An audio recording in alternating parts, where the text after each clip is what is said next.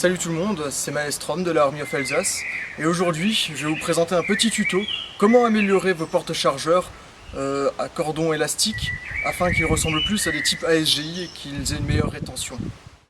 Généralement lorsqu'on débute l'airsoft, on utilise des poches de type velcro, rabat à velcro car c'est une base, mais elles ont un gros souci, c'est que ces poches en réalité sont relativement bruyantes dû au velcro et augmente aussi votre temps de rechargement dû au rabat. Ça peut être relativement handicapant lorsqu'on tombe dans des situations en combat rapproché où l'adversaire pourrait entendre votre rechargement. Puis on se tourne généralement vers des poches type cordon élastique car elles sont plus silencieuses et permettent un rechargement un peu plus rapide. De ce type-ci. Il suffit de déplacer le cordon sur le côté et de retirer le chargeur afin de l'insérer dans sa réplique. Et finalement, certains joueurs qui ont un certain budget peuvent investir dans des poches de type ASGI ou même Kidex qui n'ont aucun moyen de rétention à part l'adhérence. Elles sont beaucoup plus silencieux et permettent un rechargement des plus rapides. De ce type-ci. Donc comme vous pouvez le voir, ça ne tombe pas, c'est bien retenu et c'est très efficace. À présent le tuto. Pour cela, il faudra se munir d'une poche type Tasman Tiger ou de préférence une poche à cordon élastique avec 3 mollys. Je vous expliquerai par la suite pourquoi. On débute par le retirage de la cordelette.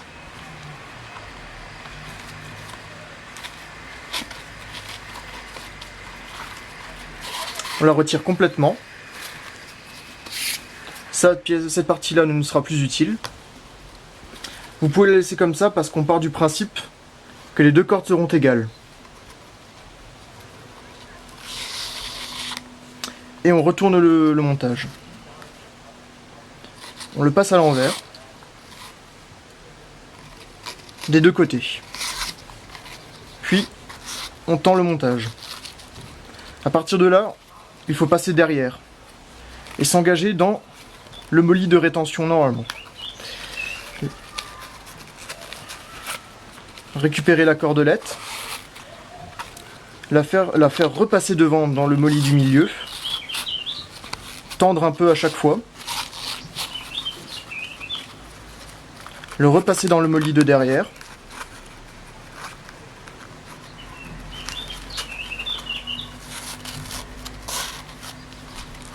retendre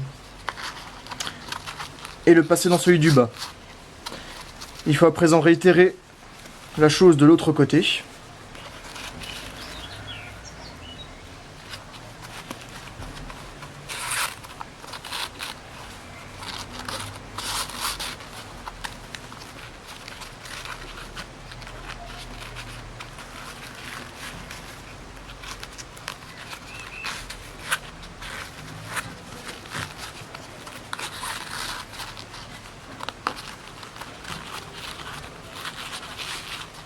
Arrivé à ce niveau-là, on tend le montage afin de s'assurer qu'il n'y ait aucun point mou qui pourrait agir sur l'adhérence du chargeur.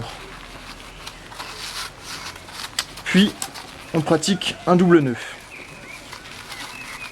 Quelque chose d'assez classique. Voilà. On essaye de redonner à la poche une petite forme assez sympathique.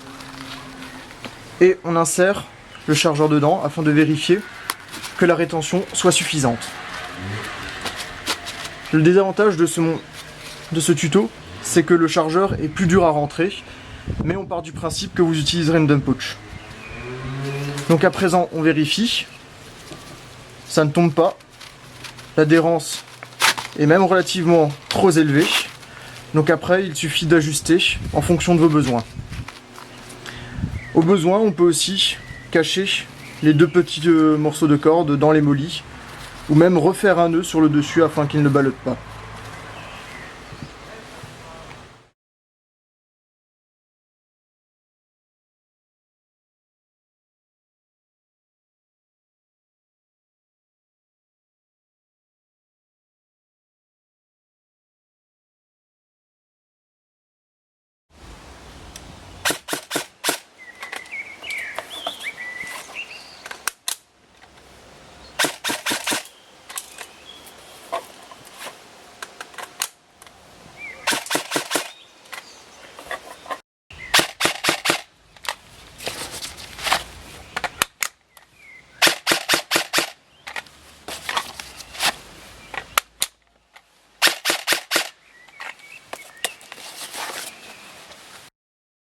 Elles sont plus silencieuses, dû à leur cordon élastique.